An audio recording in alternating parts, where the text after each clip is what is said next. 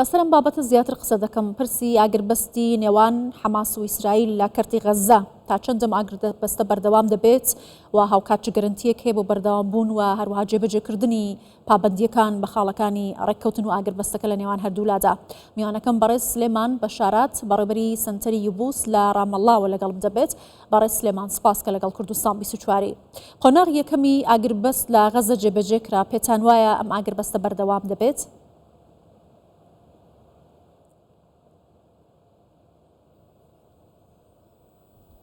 تحياتي لك وللسادة المتابعين. والله السلام لا ئێوە بینەرانی کوردستان زۆر سپاس وەکو دەردەکەوێت تاکو ئەم ساتە کاتێک باسی یەکەم ڕۆژی جێبەجێکردنی ئاگربەستی غەزە دەکەین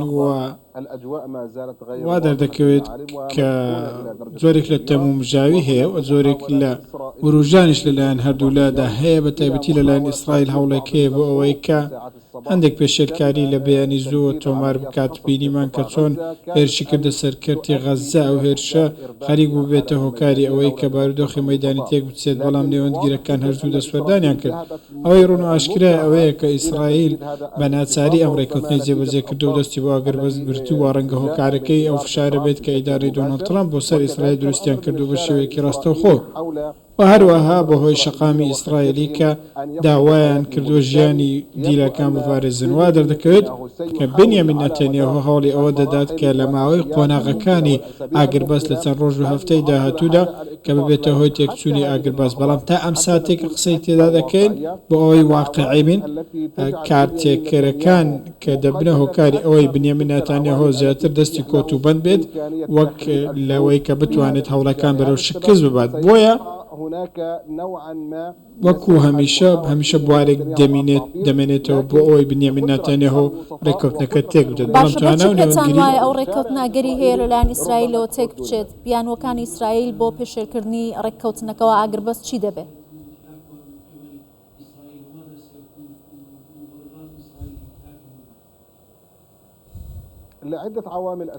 لەبەرچەند هۆکارێکی سەرەکی هۆکاری یەکەم ئەوەیە کە بنیامین نەتەنیاهو ئێستا ڕخنەی توندی لێ دەگیرێت لە نێو ئیسرائیلدا بە تایبەتیش کە ڕخنەیەکی ڕاستەوخۆ تۆمەتبارکردنێک هەیە بەوەی کە لە ماوەی شەڕدا نەیتوانیەوە هیچ کام لە ئامانجە سەرەکیەکانی جەنگ بپێکێت بە تایبەتیش کە ئەو نەیتوانیوە دی لە ئیسرائیلەکان بگەڕێنێتەوە مەگەر ئەو کاتێ ڕووی لەم ئاگربەستە کرد. خاڵی دوم ئەوەیە کە بنیامین نەتەنیاهو تۆمەتبار کراوە بەوەی کە نەیتوانیوە کۆتایی بە مقاومەی فەڵەستینی و حەماس بهێنێت. ئەو دیمەنانەی لە کاتی غەزە دەرکەوتن دەرخەری ئەوەن کە بزوتنەوەی حەماس تاکو ئێستاش توانای ئەوەی هەیە دۆخی سیاسی و مەیدانی خۆی و سەربازیش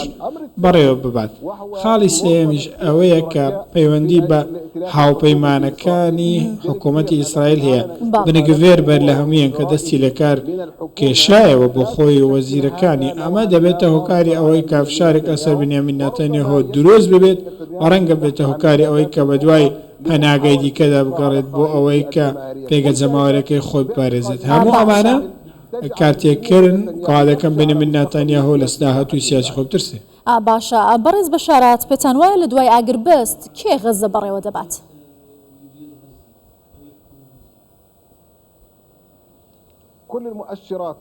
هەموو ئاماژەکان تاکو ئێستا دەرکەوتون پێمان دەڵێن کە حەماس بە توانە و پێکهاتە سەربازیەکانی وە لە ڕووی کارگەری و ڕێخستنەوە تاکو ئێستا بەهێزەوە لە غەزە ئامادەیە بۆیە ناکرێت حەماس لە دیمەنی غەزە هەڵاوێت بکرێت لە دوای جەنگدا. لە هەمان کاتدا خاڵێکی دیکە هەیە کە گرنگە ئێستا لە لای ویلایەتە یەکگرتووەکانی ئەمریکا باوەڕێک دروست بووە لەگەڵ هەندێک لایەنێکی دیکەی وەکو مەسەر کە ڕۆڵێکی نێوەندگیری زۆر گرنگ دەبینێت لە ماوەی چەند هەفتەی ڕابردوودا یارمەتیدەر بووە لەوەی کە ئەوە دروست بکرێت کە دواتر پێیان گوت لێژنەی کارگێڕی بەڕێوەبردننی غەزە ئەم باوەڕە بۆتە هۆکاری ئەوەی کە بزوتنەوەی حەماس بەشێک بێت لە دیمەنی سیاسی داهاتووی غەزە. بەڵام پرسیارەکە دەمێنێتەوە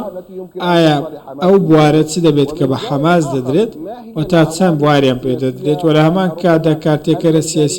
سیاسی و مەیدانیەکان چین کە دەبنە هۆکاری ئەو حکمڕانی حەماسە سەر ئاستی نێوخۆ ڕەنگە زیادبوونی کەمبوونەوە. دوێنێ بەر لە جێبەجێکردنی ئاگربەستەکە قۆناغی یەکەمی ئاگربەست لە غەزا ماژێ بەوەدا کۆتایی هاتنی شەڕ لە غەزا پەیوەستە بە کۆتایی هاتنی حەماسەوە ئەوان ئەبێ ئامانجەکانیان لە شەڕ کۆتایی پێبێنن ئەو کاتە شەڕ لە غەزە کۆتایی پێدێت ئایا حەماس کۆتایی پێدێت ئایا ئەم ئاگربەستە چۆن ئەکرێت ئاگربەستێکی خۆراگر بێت کە ماوەی چەندین ساڵە وڵاتان هەوڵی ئەم ئاگربەستە لە نێوان ئەم دوو لایەنەدا دەدەن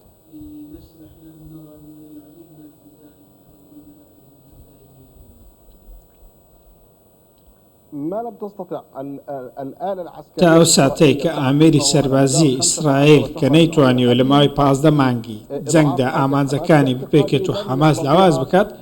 من لەو دەرچێوە پێم وایە بنیامین نەتانیاهۆ ناتوانێت لە ڕێگەی ئامرازی دیکەوە هەمان ئامانج بپێکێت ئەمە دەبێتە گەورەترین ئاڵەگاری بەردەم ئیسرائیل و بنیامین نەتانیاهۆ بە تایبەتی دووچاری ئەم لەمپەرە دەبێتەوە من پێم وایە ئیسرائیل لەگەڵ ویلایەتە یەکگرتووەکانی ئەمریکا لە چوارچێوەیەکدا هەوڵ دەدەن کە جێگیرەوەیەکی سیاسی لە فەڵەستین بدۆزنەوە بەڵام تاکە جێگیرەوەی پێشنیازکراو ناتوان حاڵەتی نیشتیمانی کردی غەزە تێپەڕێن و حاڵەتی نەتەوەیی بە هەمان شێوە جگە لەوەش خاڵێکی دیکە هەیە ئەویش ئەوەیە کە ڕەهەندی کارگێڕی لە کردی غەزە تاکو ئێستاش لە دەستی حەماسدا و حەماس بەڕێوەی دەبات جێگرەوەی چییە بەڕە سلێمان کاماژت پێکرد چه بژاردەیەک هەیە ئەڵتەرناتیڤ چییە جێگرەوە پێشنیازکراوەکان تاکو ئێستا و ئەوانەی کە پێشنیازش دەکرێن کە لە نێو فەڵەستین بن بەڵام پەیوەندیان بە لایەنەکانی نێو فەڵەستینەوە نیە بە نمونە بنیامین نەتانیاهۆ ئیسرائیل فەتەحیان ناوێ حەماسیان ناوێ لە دیمەنی سیاسی غەزەدا بەڵکو ناونیشانێکی فەڵەستینیان دەوێت کە هاو ئاهەنگ بێ لەگەڵ هەڵوێستە ئیسرائیلەکان هەندێک تیۆری هەرێمی هەن کە پێشنیازکراوە لیژنەیەک لە وڵاتانی عەرەبی فەڵەستینی پێک بهێنێت بۆی کردی غەزە بەڕێوە بن بەڵام پرسیارە گەورەکە ئەوەیە ئایا تا چەند ئەمە قبوڵ دەکرێت کە ڕۆڵێکی دەرەکی لە دەرەوەی فەڵەستین بهێنرێتە نێو غەزە و تێکەڵ بە دۆخی غەزە بکرێت من پێم وایە ئەمە دووچاری ئاستەنگی زۆر گەورە دەبێتەوە بە ئاسانی قبوڵ ناکرێت لەبەرەوەی ئەزمموی فەڵەستین لەگەڵ داگیرکاری ئیسرائیل تاکو ئەم ساتەشی لەگەڵ بێت ڕەنگە ببێتەوە کارەوەی جگە لە تیۆری فەڵەستینی هەموو تیۆریەکانی دیکە ڕەت بکرێنەوە باشە ئەمە بزانم کە لە ئەگەری پێشێلکردنی ئەمە ئاگربەست و ڕێککەوتنە لە نێوان هەردوو لایەسە هەر کام لەم لایەنانە لەم دوو لایەنە ئاگربەستەکە پێشێل بکەن چی ڕوودەدات بارودۆخی غەزە وەکو پێشووی لێ دێتەوە